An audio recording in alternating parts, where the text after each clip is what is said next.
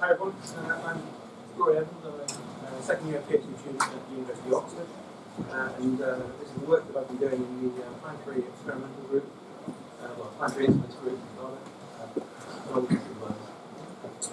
So I presented this last year, where I talked about sort of the concept itself.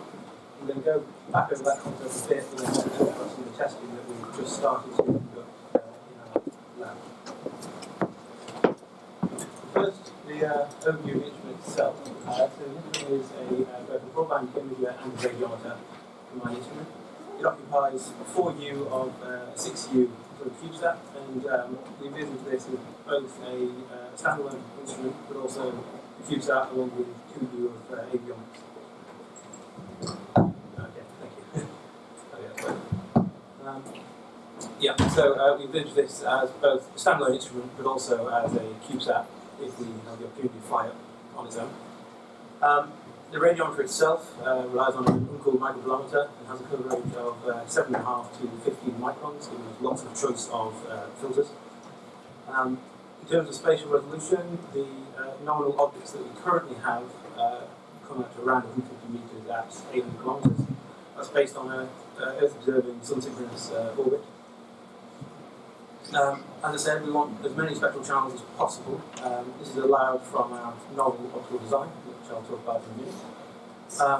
Key to the whole operation of the instrument is calibration. So to get the the accuracy we want, so at least below half a Kelvin towards 0.2 Kelvin if we can, we need to have very robust calibration. So that means viewing the entire optical path with a hot source as well as using space for a cold source.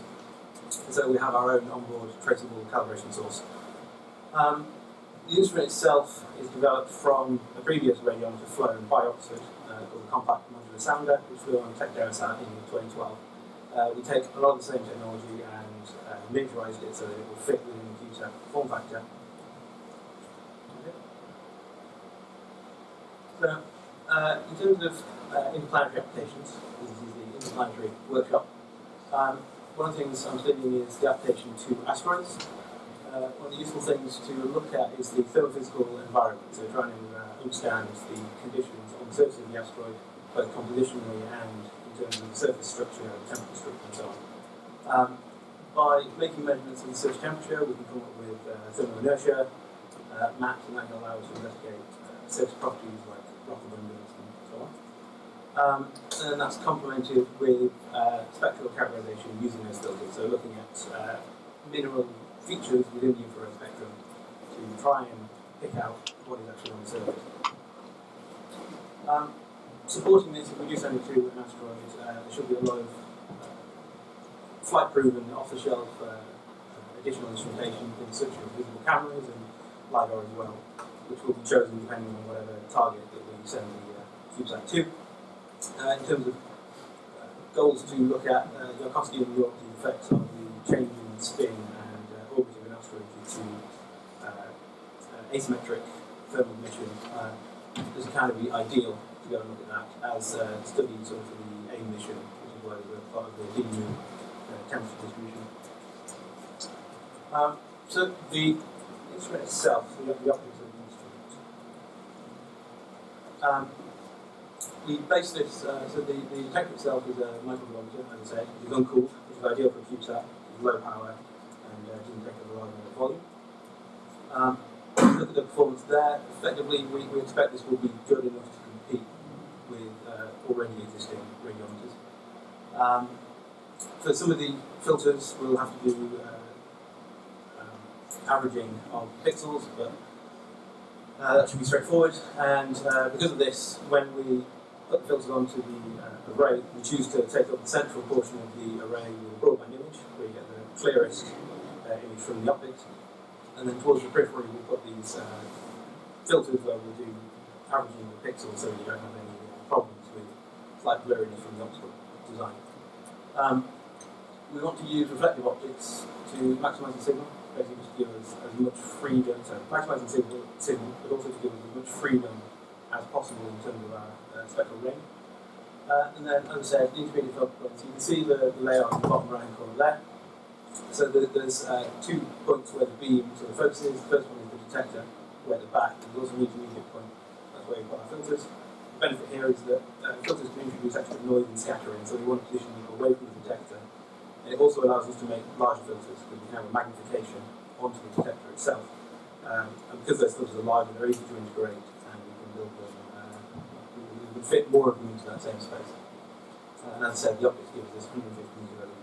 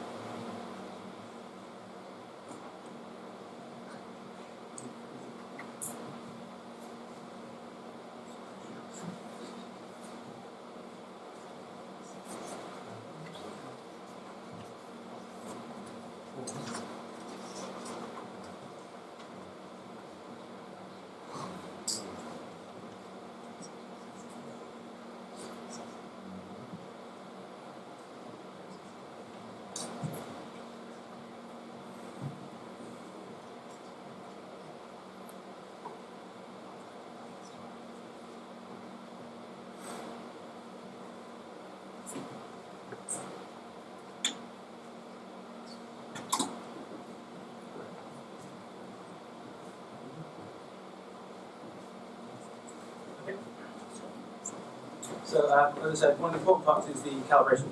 So that we've designed this flat body a grooved, concentric groove target, 60 millimeters in diameter to cover the full beam. We want it as large enough as possible just to get a signal onto that detector. We use next coating, which is flight proven, 97% emissivity, which means a 3% reflection. To minimise that, we use this baffle arrangement by having this baffle held within or as close to a Kelvin of the target as we can, and that minimises the reflection of the external scene, so the column space, keeping our emissivity as high as possible. One of the novel things we want to do, because it's in CubeSat, is keep the base to a given temperature and then allow the temperature to drift. This lets us conserve power and makes the operation easier. It's fine for our calibration so long as we're able to know the temperature of the black body precisely whenever we want to calibrate. So for that we need basically as many PRTs as possible. So for our test beams we've currently got 9 PRTs covering the thing, but really we need 3 or 6.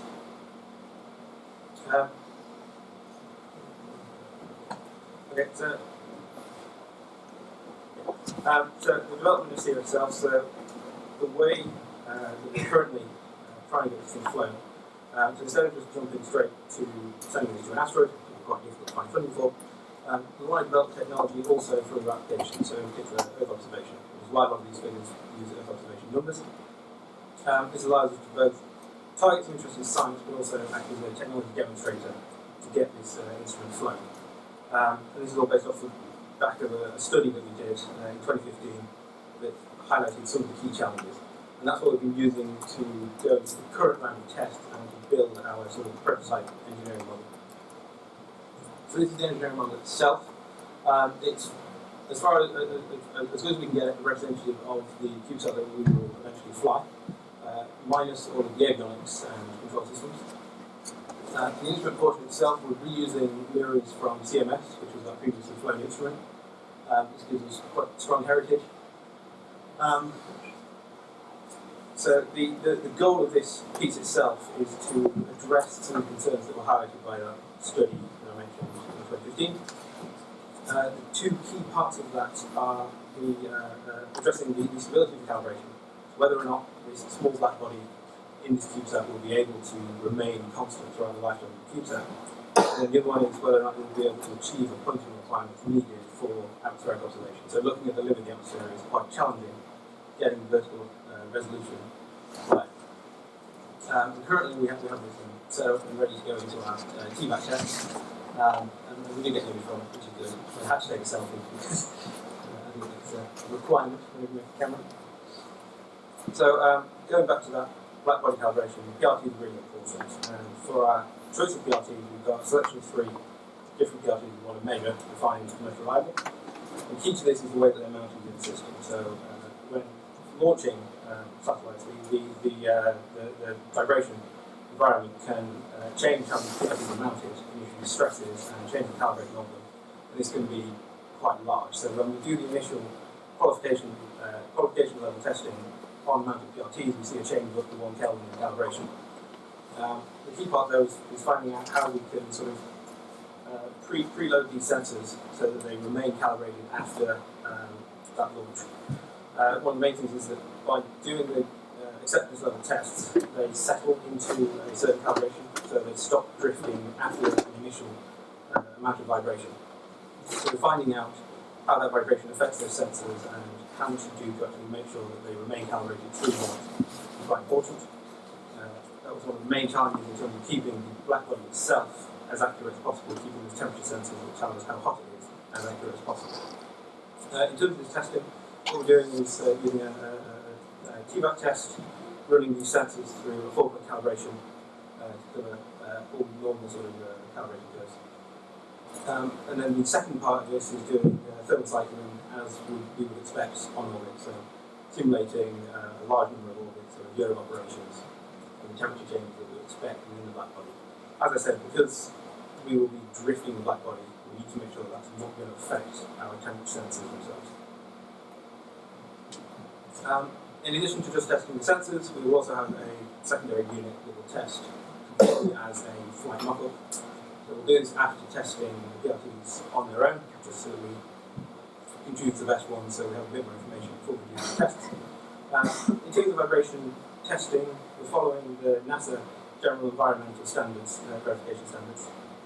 If anybody knows of a sort of other vibration standard used for CubeSats, I'd be quite interested to hear, because currently this looks like the one that everyone uses for qualification and acceptance. And then we go the thermal cycling, so going plus or minus 4 degrees for around 6 hours cycle, which is the on-orbit operation. The other part of the calibration and testing stability is checking the radiometric calibration. So we want to make sure that we know the connection between the temperature that we measure on the black body itself, but also the emission that we're seeing inside of the detector. And the key things that are going to affect this are the actual space environment, so all of the reflected column of space, but also any changes in temperature of the detector and the black body due to the things that we're looking at. So as the detector looks at the column of space, it will cool down. As it looks at the black body, it will heat up. And this will change the calibration that we see, and it will affect how frequently we need to look at the calibration target to recalibrate the system. We have models for this, but to really do this properly, we're just going to put this into a TMAC chamber, do a long-term test, simulating the actual on-orbit operation. So going between our calibration routine, which is look at hot and cold targets, and then to look at the target itself, the planetary body, the Earth, or the asteroid in question. And then the other part of that, as I said, was heating up the detector and the black body, so using square wave pulses just to simulate any other temperature changes, so we know how those are going to affect our calibration. The last thing, as I said, is pointing testing. So we want to understand we want to try and verify whether or not we can correct for the small amount of jitter that you see on the CubeSat platform. Because CubeSat platforms just inherently aren't going to have as good stabilization as much larger platforms. Trying to do limb sounding is quite challenging. Trying to get the vertical resolution without pixel resolution is quite hard. So what we're going to do is take a previously defined model of the stability on orbit from cloud space, and then we're going to drive the CubeSat platform with this jitter so that we can then look at a high resolution target and try and apply a correction after the fact. So by measuring the motion as we record data, we can then apply frame by frame a correction. So there's a different pixel mapping from each frame onto the point in the atmosphere which we're seeing based on the amount of jitter we have. The idea is to try and get this onto an FPGA so that we can do this on board and it's flying, which saves us a lot of analysis, so we don't have to send that data back down to Earth beforehand. So in terms of future development, so those tests that I just outlined are our current aims for the next few months. In particular, that long thermal vacuum test where we will put it under fully simulated space conditions and do the full operation that we expect.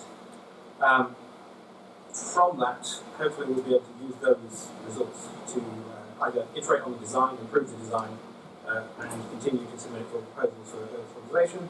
Then hopefully in the future that will also spin out into further planetary application. either as a CubeSat on its own, but also I think quite a good opportunity to take just the 4U sort of instrument and put that onto a small satellite platform.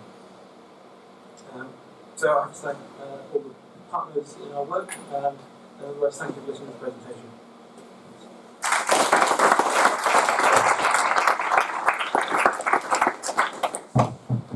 Any questions?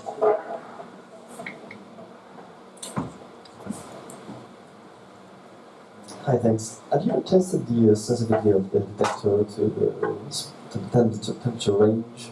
How low you can get with this detector? We have done it. I can't remember the results. If you can talk to me later, I'll report when we did it. Okay. Yeah, sorry. Any other questions?